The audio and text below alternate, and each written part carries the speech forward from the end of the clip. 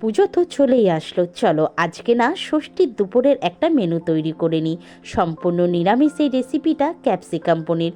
সবার প্রথমে তেল আর ঘি গরম করে নেব, নুন দিয়ে পনিরগুলো ভালো করে লাল করে ভেজে তুলে নেব।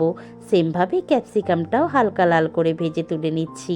সেই তেলে আবার একটুখানি ঘি মিশিয়ে দেব জিরে আর গোটা গরম মশলা ফোড়ন, যেমন এলাচ, লবঙ্গ, দারচিনি।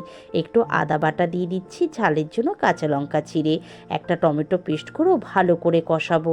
তারপরে দিয়ে দেবো নুন, মিষ্টি হাফ চামচ করে, জিরের গুঁড়ো, ধনের গুঁড়ো, একটু কাজু আর মগজদানার পেস্টও দিয়ে ভালো করে কষাবো। যখন মশলা থেকে তেল ছেড়ে দেবে দিয়ে দেবো প্রয়োজন মতন গরম জল, দেবো ভেজে রাখা পনির আর ক্যাপসিকামটা। ভালো করে একটুখানি ফুটিয়ে নিয়ে যখন একটা গ্রেভি ভাব চলে আসবে, ঘি আর গরম মশলা দিয়ে হালকা নাড়াচাড়া দিয়ে নামিয়ে দেবো। দেখো কত সুন্দর হয়েছে নিরামিষ এই রেসিপি।